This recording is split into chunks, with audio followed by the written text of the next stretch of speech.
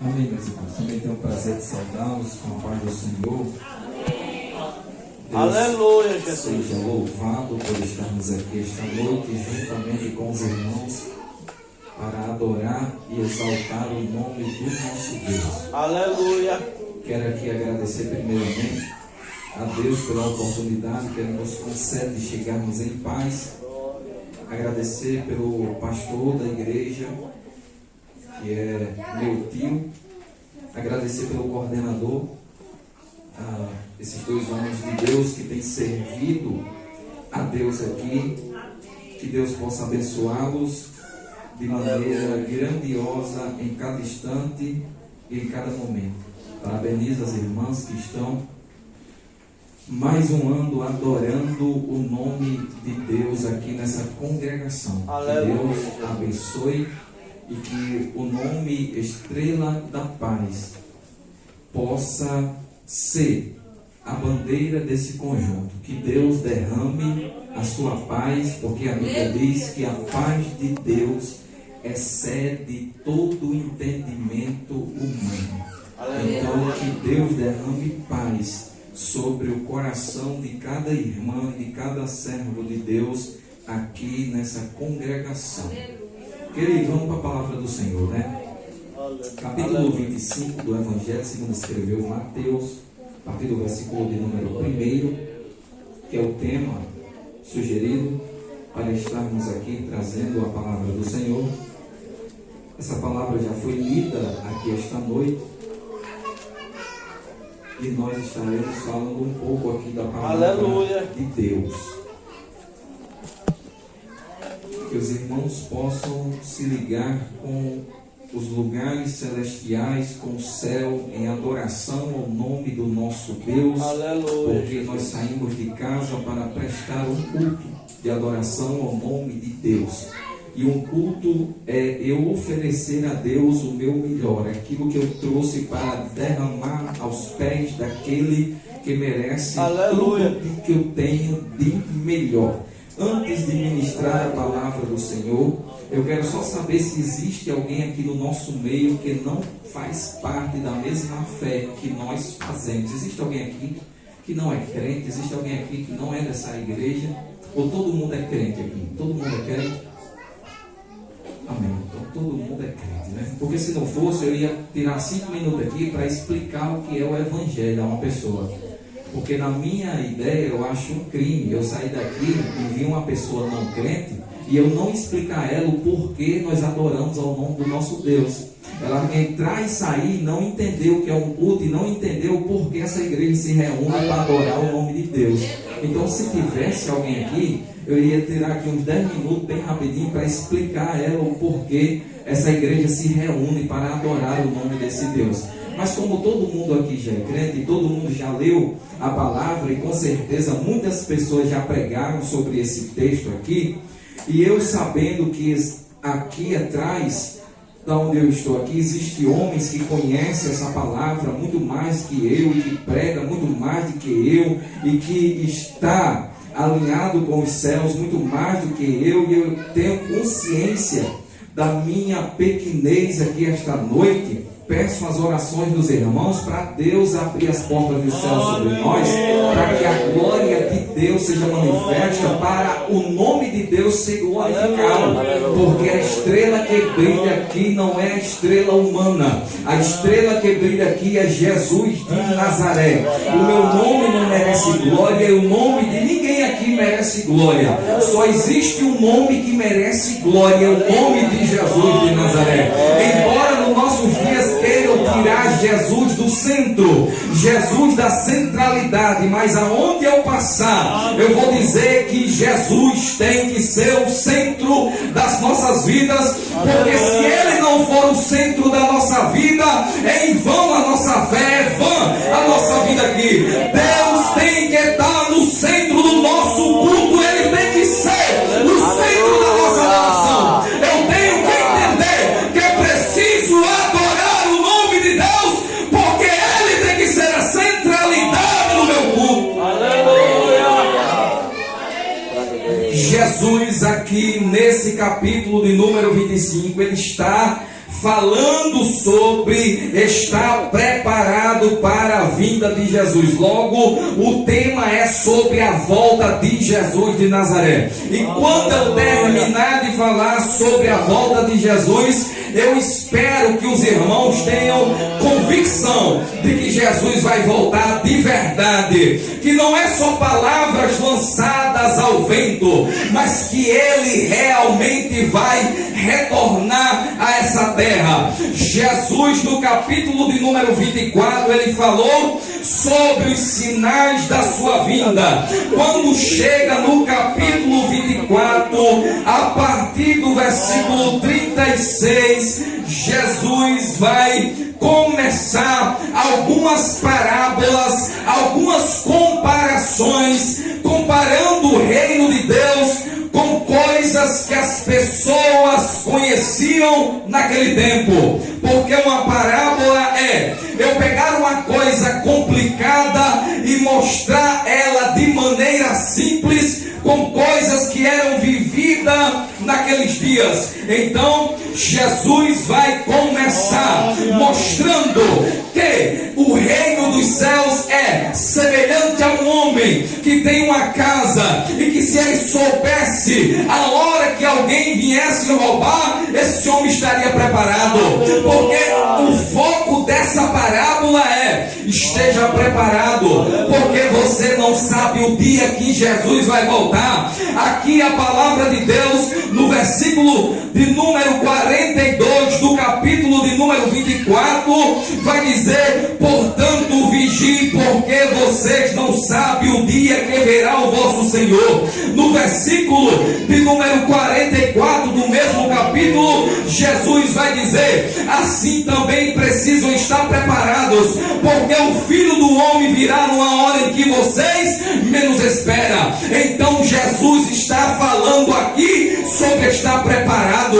Quando chega no capítulo de número 25, que é o texto base para nós aqui esta noite, Jesus vai comparar o reino do céu com uma festividade de casamento, sendo que as damas de honra seriam as pessoas principais dessa parábola. Por quê? Porque aquelas mulheres que Jesus já convivia, já sabia do cotidiano, do que acontecia num casamento judeu, ele pega aquele exemplo para explicar que elas, quando eram convidadas a estar sendo as damas de honra da noiva, elas tinham que estar preparadas. Por quê? Porque o noivo não avisava o dia da festa de casamento.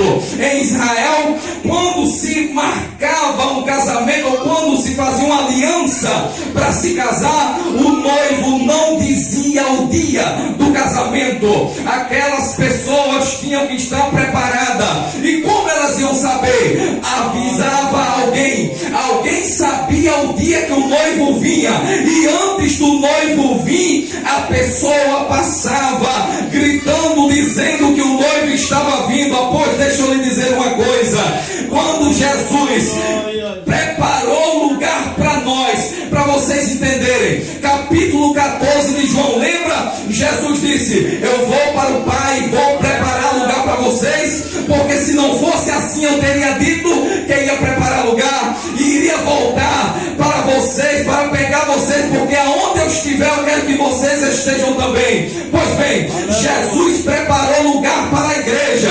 Quando? No dia que ele morreu na cruz do Calvário. Por que eu digo isso? Porque lá em Gênesis capítulo de número 1 e versículo de número 31 vai dizer: e Deus viu que tudo que ele tinha feito, e eis que era muito bom. Deus terminou a sua criação ali naquele momento. Não ficou nada para Deus fazer depois. E a Bíblia vai dizer que Jesus é o Cordeiro de Deus que morreu antes da consumação do mundo. Jesus já era projeto de Deus para morrer por todos nós, e quando ele morreu, ele preparou lugar para um povo que foi separado pelo Espírito de Deus, aqueles que acreditam na sua morte. E é esse povo que vai herdar a salvação. Jesus preparou lugar para nós. Aleluia. E o que é que isso tem a ver com esse capítulo 25? É que a pessoa que tocava a trombeta dizendo que o noivo vinha, já tocou a trombeta. Faz 2000 anos que a trombeta já foi tocada. Não as trombetas de Apocalipse, não a trombeta de 1 Tessalonicenses capítulo 4. É a trombeta que avisa que o noivo vai vir a qualquer momento. Qual é essa trombeta? Atos dos Apóstolos capítulo de número 2. Na descida do Espírito Santo. Quando o Espírito Santo desce à terra, é mostrando que o cumprimento da promessa de Joel chegou. E a partir daquele momento entra o tempo do fim. Entrando o tempo do fim, é o tempo que o noivo vai vindo. Então faz quase 2000 anos que a igreja espera a volta de Jesus de Nazaré, a volta do noivo para buscar a sua noiva. E como é que eu tenho que estar? Eu tenho que estar preparado, porque eu não sei qual é o dia que ele vai voltar. Mas a palavra de Deus, como eu disse a vocês aqui essa noite, o meu foco é mostrar que Jesus vai vir provando na Bíblia. Eu quero que você saia daqui com a certeza de que Jesus vai voltar. Por quê? Porque o testemunho bíblico mostra a volta de Jesus. Primeiramente, os apóstolos, os profetas, o próprio Jesus falou sobre a sua volta. Então, quais são os testemunhos bíblicos que são mais fortes, vamos assim dizer? Primeiramente, os profetas. Nós vamos ver na Bíblia que geralmente quem se baseava para falar sobre as coisas de Deus falava sobre a lei e os profetas, que é o Antigo Testamento. Então os profetas teriam que falar sobre a volta de Jesus. Aí perceba um texto de Daniel, capítulo de número 2, versículo de número 13, capítulo 7, versículo de número 13, e diz assim: Daniel, eu estava olhando nas minhas visões da noite, e eis que vinha nas nuvens no céu como o filho do homem, e dirigiu-se aos anciãos de dias e fizeram chegar até ele. Perceba, Daniel viu semelhante ao filho do homem, que vinha nas nuvens do céu. Então Daniel viu a volta do Senhor Jesus. Daniel falou, ele viu, Deus revelou a Daniel a volta de Jesus de Nazaré. Então nós temos um testemunho profético. Daniel era profeta de Deus, a palavra de Deus estava em Daniel. Então Daniel é um testemunho verdadeiro.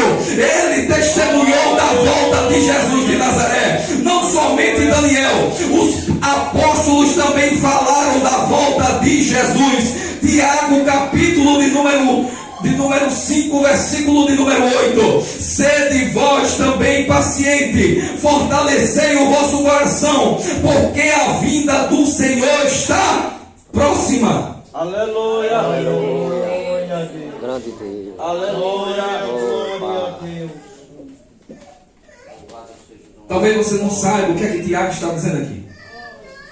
Aleluia. Porque no versículo 7, no versículo de número 7 do capítulo 5 de Tiago, Tiago diz o seguinte. Eu vou ler para os irmãos entenderem. Aleluia. O mais importante não é o que eu falo, é o que a Bíblia diz. Aleluia. Então quem quiser acompanhar, capítulo 5, versículo 7 de Tiago.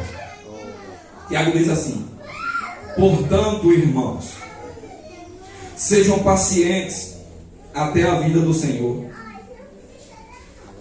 Vejam como o agricultor aguarda que a terra produza a preciosa colheita, e como espera com paciência até virem as chuvas do outono e da primavera. Aleluia. Aí entra o versículo 8: sejam também pacientes e fortaleçam o coração, pois a vinda do Senhor está próxima. O que é que Tiago está dizendo aqui? Tiago está dizendo o seguinte: irmãos, olhe para o agricultor. Eu acredito que a agricultura aqui é algo familiar para todo mundo aqui. Vocês vivem rodeados de pessoas que plantam. Um agricultor, quando ele planta a semente, ele planta com a esperança de que a chuva vem. Mas ele não planta em qualquer tempo. Por quê? Porque ele analisa o clima, o contexto climático. Quando ele vem plantar uma semente, é porque provavelmente já caiu alguma chuva. E ele entende que o tempo do verão passou e chegou o tempo de inverno. E aí, a probabilidade dele plantar e dar certo é bem maior. E o que é que isso tem a ver? Tem a ver o seguinte, meu irmão. Quando Tiago falou isso, ele falou primeiro sobre esperança, segundo sobre paciência. Esperança por quê? Porque assim como Tiago falou que um agricultor ele espera, nós também temos que esperar. Só que nós também estamos vendo o tempo mudando, ou não? O que Jesus falou lá em Mateus 24, falando sobre a proximidade da sua vinda, não aqueles sinais que ele falou ali, ele disse que seria como as dores de parto, quando a mulher vai dar à luz. Quanto mais se aproxima o tempo dela dar à luz, maiores e mais frequentes serão as dores de parto. Assim também é na vinda do Senhor Jesus de Nazaré. Quanto mais se aproximar a vinda de Jesus, maiores perseguições, maiores escândalos vão vir, muita mais gente vai se revoltar contra a palavra de Deus, muitas mais pessoas vão trair, como Jesus falou, haverá muito mais terremoto, haverá muito mais rumores de guerras, isso vai aumentando e aumentando e aumentando, até Jesus voltar. O que é que nós estamos vendo? O cumprimento dessa palavra. Se nós estamos vendo o cumprimento, nós temos que fazer igual o agricultor, é plantar a semente, esperar a semente morrer, vai nascer uma planta, e depois é que ela vai começar a dar fruto. Pois bem, dentro desse contexto eu já lhe digo, a semente já morreu, a planta já cresceu, ela já está florescendo, só falta o fruto chegar. E o que é que eu quero dizer com isso, meu irmão? Jesus já está às portas, ele já está vindo, como diz a palavra de Deus.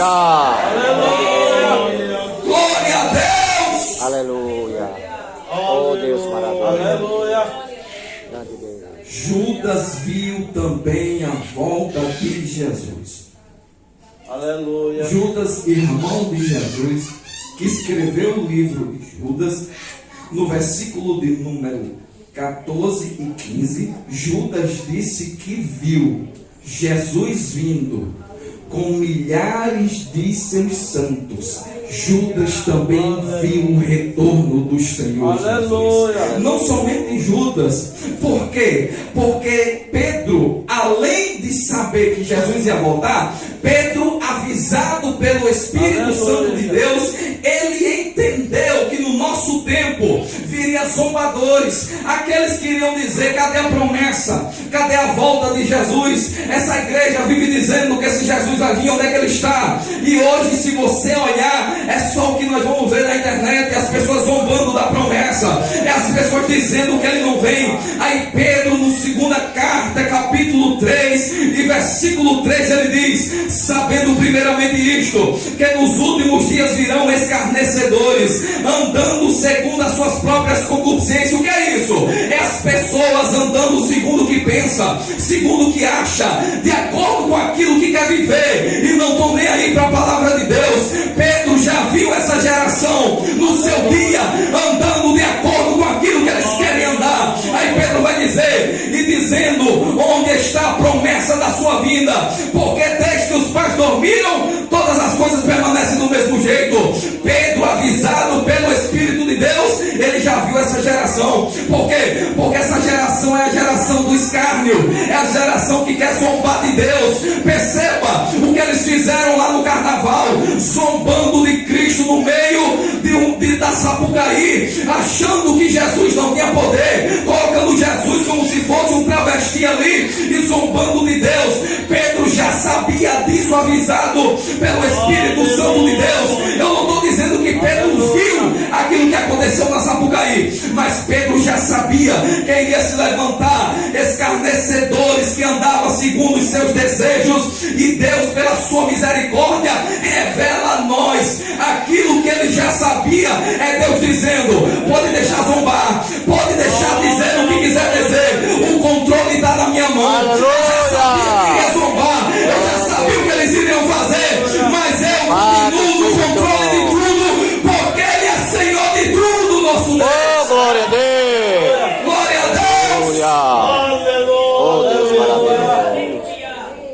Pedro vai dizer: irmãos,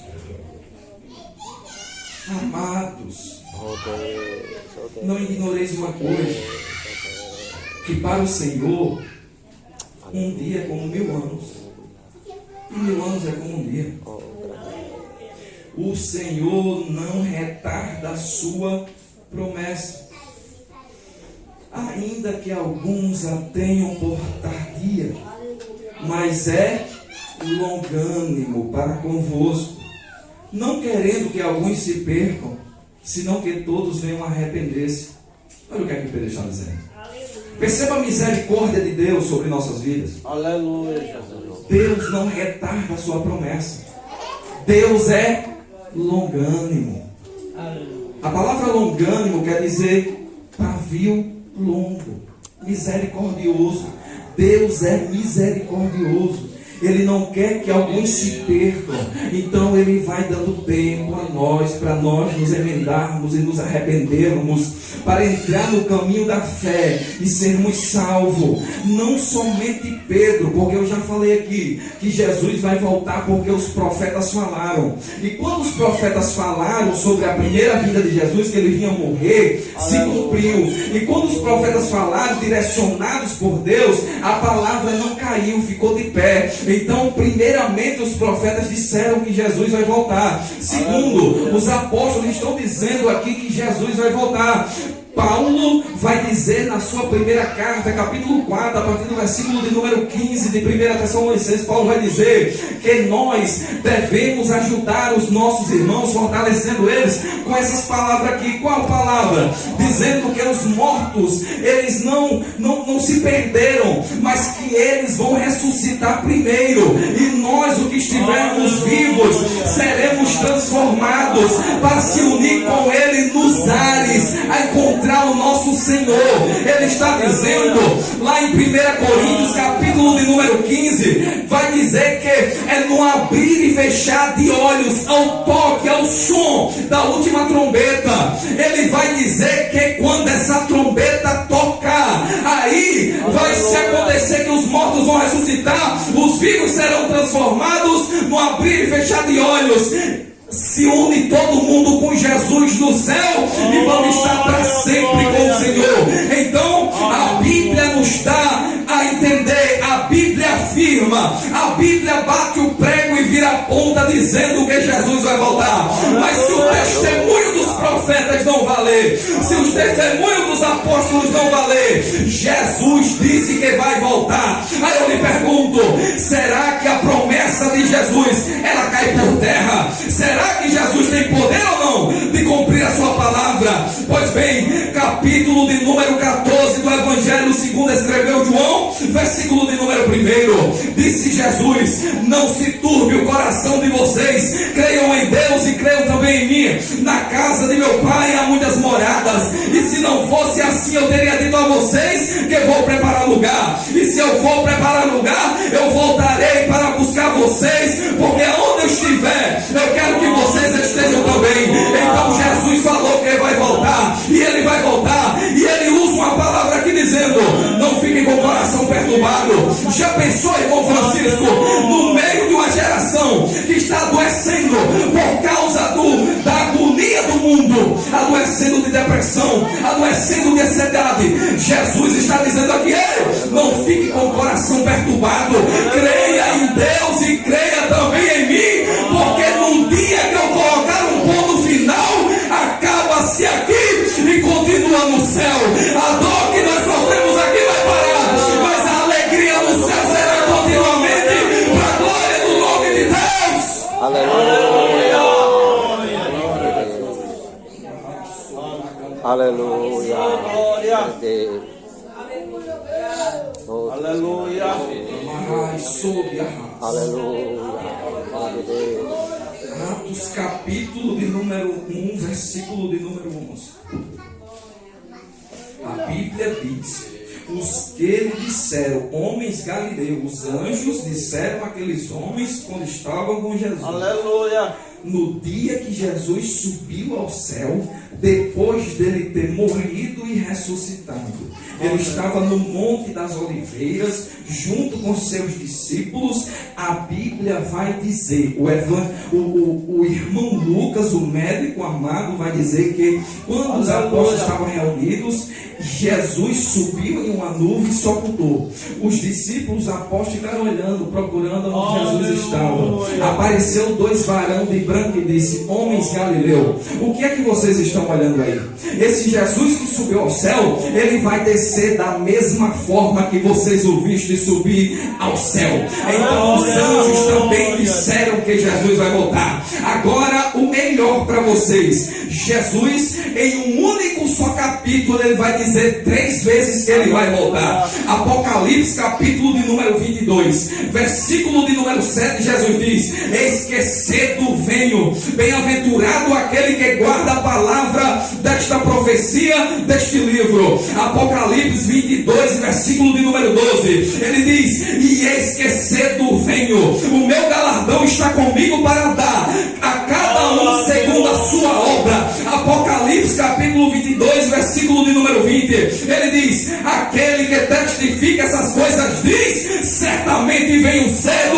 Ora vem, Senhor Jesus. Jesus garantiu que vai voltar e nós temos que sair daqui convictos da volta do Senhor Jesus.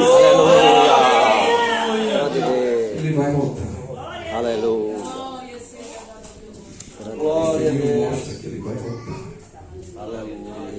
E o que é que nós estamos fazendo aqui? Pedro vai dizer. Aleluia. O que é que a igreja é aqui? 1 de Pedro, capítulo 1, versículo de número 17.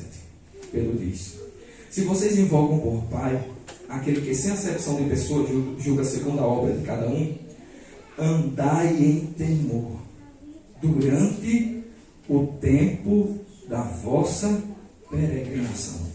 1 de Pedro, capítulo 2, versículo 11. Amado, peço-vos como a peregrinos e forasteiro, que vos abstenhais da concupiscência carnais que combate contra a alma. O que é que Pedro está dizendo aqui? Ele está dizendo que nós somos peregrinos, que nós somos forasteiros. O que é um peregrino? Peregrino é alguém que está peregrinando em uma terra, é alguém que está só de passagem em uma terra. O que é forasteiro? Forasteiro é alguém que não pertence àquele lugar, mas está ali por um determinado tempo. Pedro está dizendo que a igreja do Senhor Jesus, ela é peregrina nessa terra, ela é forasteira nessa terra, ela não está aqui para ficar, ela veio para cá, mas um dia ela vai sair daqui para estar com o Senhor Jesus nas mansões celestiais. E no dia que isso acontecer, aí vai se cumprir a palavra de Deus que está lá na carta de Coríntios, capítulo 15, aonde Paulo vai dizer, cantando, ali é um cântico de Paulo para aqueles irmãos, dizendo: onde está, ó morte, o teu aguilhão? Onde está, ó inferno, a tua vitória? O aguilhão da morte é o pecado, a força do pecado era a lei, mas graças a Deus que nos dá a vitória pelo nosso Senhor Jesus de Nazaré. O que é que eu estou dizendo com isso? É que um dia Deus vai botar um ponto final, e aquele que é o maior inimigo nosso, a morte, aquele que pode nos separar, aquele que vem para nos destruir, para colocar um fim em nós, na cabeça de muitos, Deus já colocou um ponto final no dia que Jesus morreu e venceu a morte. Aí vai se cumprir essa palavra e a igreja vai estar no céu ao lado de Deus, para a glória do nome daquele que comprou a igreja dele. Então nós somos peregrinos, nós somos forasteiros, nós estamos aqui de passagem para mim entrar no encerramento da minha palavra. Aleluia. Falta 10 minutos só. Eu não vou pregar até 9 horas. Vou deixar 5 minutos, que os irmãos possam ter alguma coisa. Aleluia. Os profetas disseram que Jesus vai voltar. Aleluia. Os apóstolos disseram que Jesus vai voltar. Jesus disse que vai voltar. Pedro disse que nós estamos aqui de passagem, que nós somos forasteiros e peregrinos. Mas alguém ainda pode duvidar: será que Deus tem poder para cumprir isso mesmo?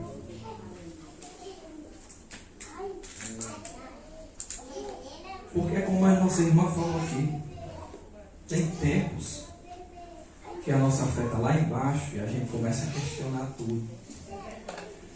E às vezes quer duvidar do poder ou da autoridade de Deus, às vezes. Ou achar que Deus não está mais nem aí. Que Deus já abandonou e já deixou para lá. Mas Deus não retarda a sua promessa. Aleluia. Eu vou ler 2 textos aqui para mostrar que Deus tem poder para cumprir o que Ele disse. Porque se eu disser isso ao ímpio, ele vai parecer absurdo, não vai não? Eu dizer que não vou mais morrer e que eu vou estar mais Cristo no céu, pode parecer absurdo para o ímpio. Ele pode olhar e dizer: que conversa é essa? É conversa de doido isso aí. Da onde isso aí vai se cumprir? Aí Deus, eu vou mostrar que Deus é grande aqui e tem poder para cumprir isso aqui. Isaías capítulo 40, a partir do versículo 12. Isaías sendo usado por Deus para uma nação que estava andando em impiedade. Isaías diz assim: quem mediu as águas do mar, ou todas as águas, com a concha da sua mão? Aleluia. Perceba se Deus é grande. Perceba se Deus não é grande.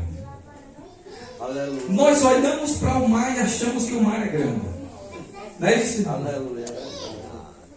Deus pegou todas as águas e mediu na concha da sua mão. Faça o teste quando chegar em casa. Pega um copo d'água e enche aqui a concha da sua mão. Aí você olha: deixa eu ver quanto eu seguro aqui de água. Pois bem, Deus segurou todas as águas que existem na concha da sua mão. E não somente isso, Isaías diz: ele tomou o céu a palmos. Deus mediu o céu a palmos. Ele recolheu a medida do pó da terra e pesou os montes e os outeiros em uma balança. Se nós achamos que a terra é grande, Deus juntou todo o pó que tem na terra, colocou uma balança para mostrar a grandeza de Deus. Aí no versículo 13 ele diz: quem guiou o Espírito do Senhor? Ou quem foi seu conselheiro? Quem foi que lhe ensinou?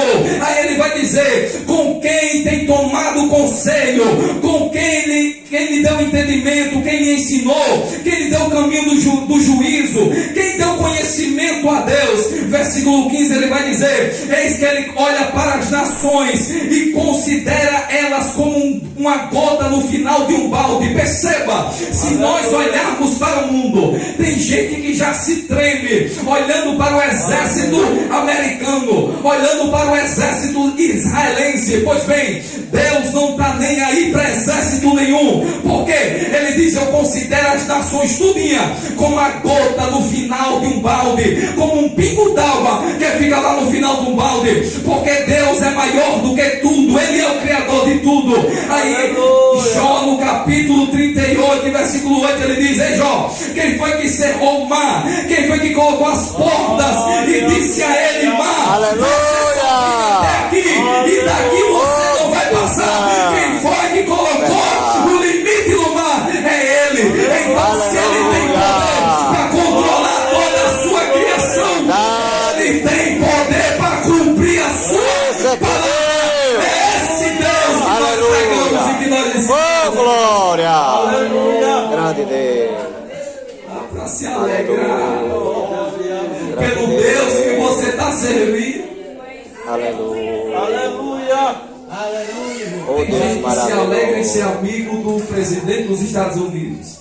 Tem gente que se alegra em ser amigo do homem mais rico do mundo, Elon Musk. Tem gente que se alegra em conhecer alguém poderoso. Pois bem, eu estou lhe dizendo que você tem por Pai um Deus que tem poder e controla todas as coisas, e que nada foge do controle da sua mão. E se Aleluia! ele prometeu, ele vai cumprir. Oh, glória! Ele vai buscar a sua igreja, queira ou não queira, Jesus vai voltar. Espere ou não espere, ele vai voltar. As virgens dormiram, mas o noivo vem, e aquelas que tinham azeite entraram para o novo do seu Senhor, porque ele cumpre com a sua palavra. Oh, glória!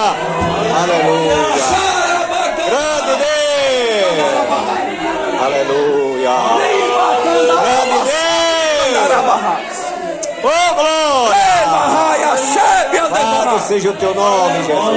Riba, Esse é que é Deus. Aleluia. Oh, glória.